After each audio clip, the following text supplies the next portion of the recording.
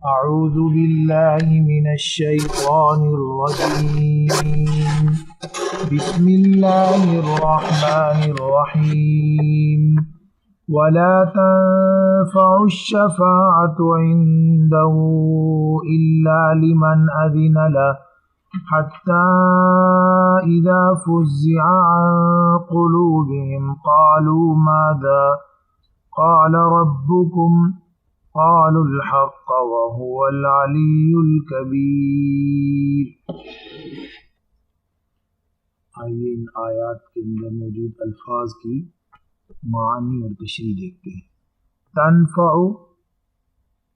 نفع دے گا یا نفع دے گی، ول پروفٹ، نون فاعین واحد مؤنث ہے، فعل مضارع۔ الشفاعت شفاعت، انٹرسیشن، عند پاس نیئر، الا سوائے ایکسپٹ، اذینہ حمزہ ذال اور نون، اذینہ واحد مذکر فعل ماضی ہے، معنی ہے ہی الاؤڈ، اس نے اجازت دی، حتیٰ یہاں تک کہ ایون، اذا اگر، اف، فزع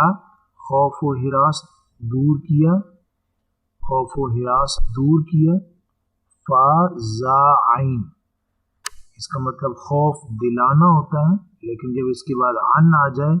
یا باب تفعیل یعنی عین کلمے پر تشدید آ جائے تو معنی خوف و ہراس دور کرنا، اس کے الٹ ہو جاتا ہے۔ قلوب قلب کی جمع ہے، ہارٹس دل، ماذا کیا،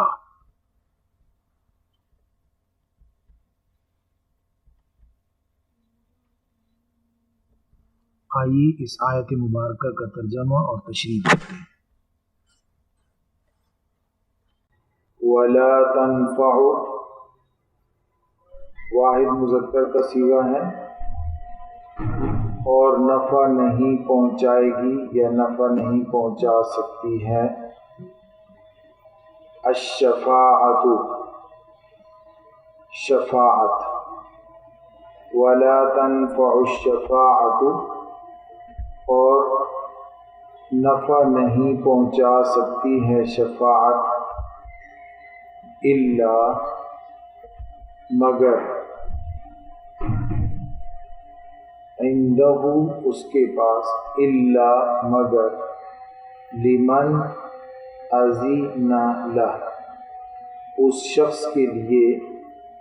یا اس شخص کو، اذن لہ جس کے لیے اللہ رب العزت اجازت دے دیں، اللہ رب العزت جس کے لیے خود اجازت دے دیں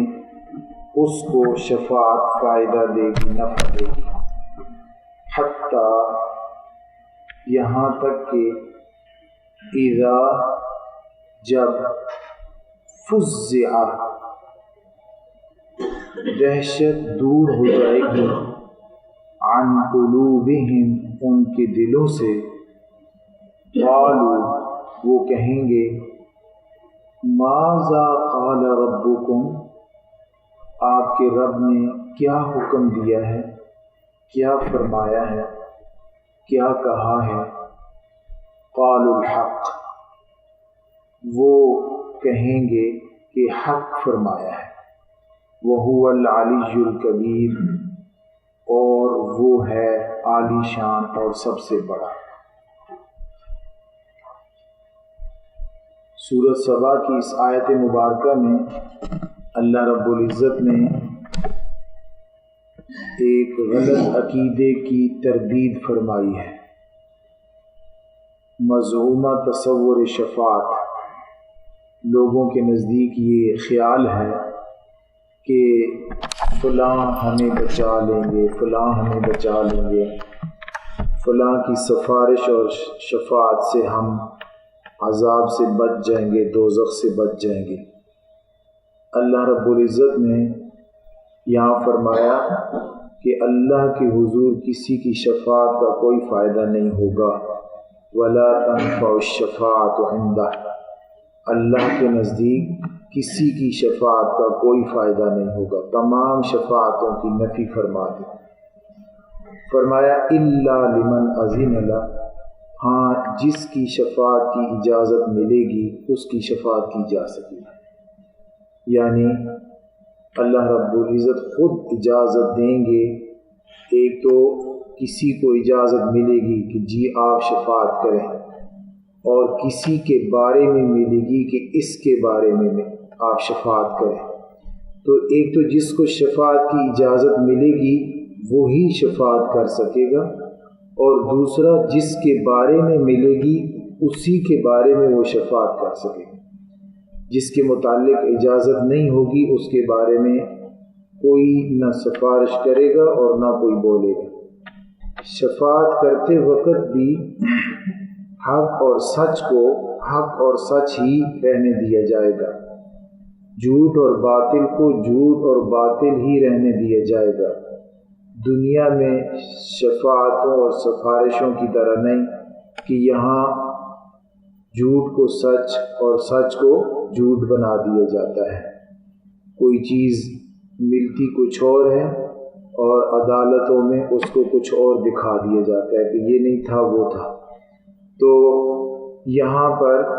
جھوٹ اور سچ کو ملایا جاتا ہے۔ اس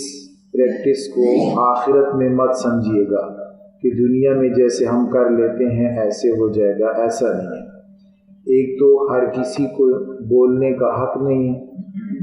دوسرا جس کو حق ملے گا اس کو ہر کسی کے بارے میں بولنے کا حق نہیں ہوگا، اور جس کو حق ملے گا اسے کچھ بھی بولنے کا حق نہیں ہوگا، بس وہی بولے گا جو اس کو جس کی اجازت ملے گی۔ وہ جو کہیں گے وہ سچ کہیں گے اور درست بات کہیں گے۔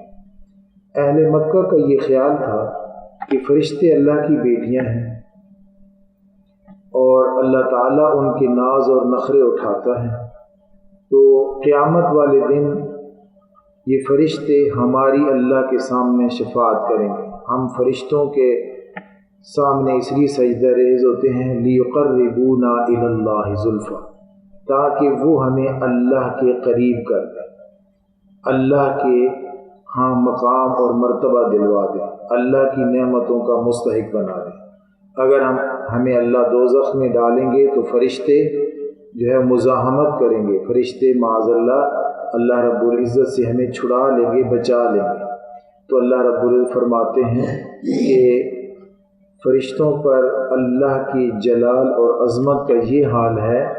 کہ حتیٰ اذا فزع عن قلوبہم قالوا ماذا قال ربکم قالوا الحق۔ اللہ رب العزت جب کوئی حکم دیتے ہیں دنیا میں ابھی یا قیامت والے دن کوئی حکم دیں گے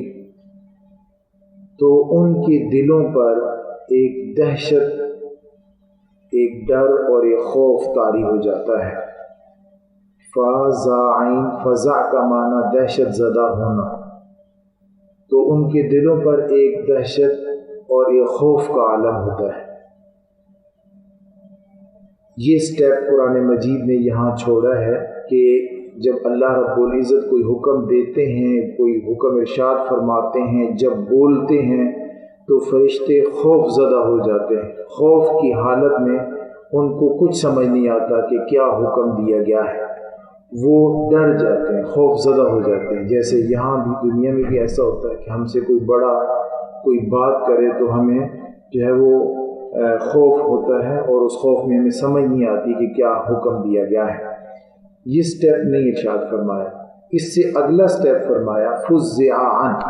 کہ جب ان سے دہشت کو ختم کر دیا جاتا ہے۔ تو آپ دیکھتے ہیں کہ فزع کے بعد عن ہے،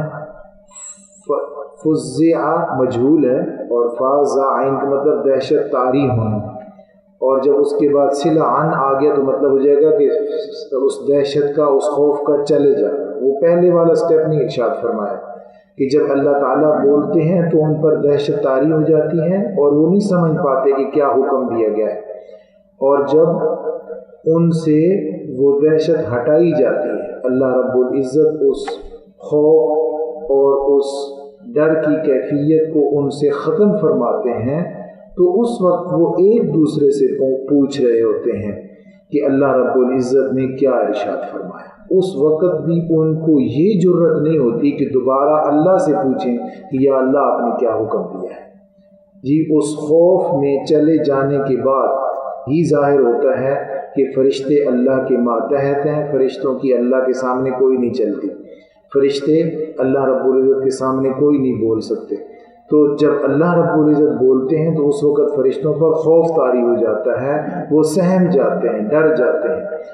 اور جب اللہ رب العزت ان سے اس خوف اور اس ڈر کو ختم فرماتے ہیں، اس کیفیت سے باہر نکالتے ہیں، فزع عن قلوبہم، ان کے دلوں سے اس خوف کو جب اللہ رب العزت ختم فرماتے ہیں، قالوا ماذا قال ربکم، وہ فرشتے ایک دوسرے سے پوچھ رہے ہوتے ہیں کہ کیا حکم ملا ہے۔ اس وقت وہ اللہ رب العزت سے بھی پوچھنے کی جرت نہیں کرتے۔ قالوا الحق، اوپر والے فرشتے یہ بتاتے ہیں کہ اللہ رب العزت نے حق فرمایا ہے، سچ فرمایا ہے، یہ حکم ارشاد فرمایا۔ اس حکم کو الحق سے ارشاد فرما دیا کہ جو بھی حکم ہوگا وہ کہیں گے کہ اللہ رب العزت نے درست حکم دیا۔ وَهُوَ الْعَلِيُّ الْكَبِيرُ، اور وہ اللہ رب العزت بلند شان والا اور عالی شان اور بڑے مرتبے والا ہے۔ تو اس منظر سے آپ کو کیا معلوم ہوتا ہے کہ فرشتے آپ کو اللہ رب العزت سے چھڑائیں گے، فرشتے آپ کو اللہ رب العزت سے بچائیں گے، یا یہ ظاہر ہوتا ہے کہ فرشتے بھی وہاں بے اختیار ہیں، فرشتوں کو بھی کوئی اختیار نہیں۔ تو شفاعت حق ہے، شفاعت کا حق ملے گا، انبیاء کو ملے گا، اولیاء کو ملے گا، حفاظ کو ملے گا، لیکن جب اللہ رب العزت جس کے بارے میں ان کو فرمائیں گے کہ جی اب آپ سفارش کریں تو وہ سفارش کریں گے۔ تو گویا کہ اس میں شفاعت قہری، زبردستی بچا لینے اور زبردستی چھڑا لینے کی نفی کی گئی، اور جو عقیدہ تھا کہ فرشتے ہمیں بچا لیں گے، اللہ رب العزت نے اس سورت سبا کی آیت نمبر 23 میں اس شفاعت قہری کی نفی فرما دی، اور فرشتوں کے متعلقہ اس شفاعت کی نفی فرما دی کہ فرشتے بھی نہیں بچا سکتے۔ وَلَا تَنْفَعُ، اور نفع نہیں پہنچا سکتی، الشفاعت، شفاعت، عندہ، اللہ کے حضور، الا، مگر، لمن اذن لہ، اس کے لیے جسے اللہ رب العزت اجازت دیں، حتیٰ یہاں تک کہ اذا، جب، فزع عن قلوبہم، یعنی جب اللہ رب العزت بولتے ہیں تو ان پر دہشت طاری ہو جاتی ہے، سہم جاتے ہیں، ڈر جاتے ہیں، انہیں کوئی نہیں پتہ چلتا، اور جب وہ اس اللہ رب العزت ان فرشتوں کو اس خوف سے باہر لاتے ہیں اور وہ فزع عن قلوبہم، دہشت ان کے دلوں سے ہٹ جاتی ہے، قالوا ماذا، وہ پوچھتے ہیں کیا، قال ربکم، آپ کے رب نے حکم دیا، قالوا، دوسرے فرشتے بتاتے ہیں، الحق، اللہ رب العزت نے حق فرمایا، ٹھیک فرمایا، وَهُوَ الْعَلِيُّ الْكَبِيرُ، اور وہ بلند شان والا، مرتبے والا ہے۔ اللہ رب العزت ہمیں ان آیات بینات کی روشنی میں اپنے اعمال کو کرنے کی توفیق عطا فرمائے، اور یوں بغیر عمل کیے، یوں دوسروں پر اعتماد کر کے بدعملی کو اور اللہ کی نافرمانی کو اختیار کرنے سے محفوظ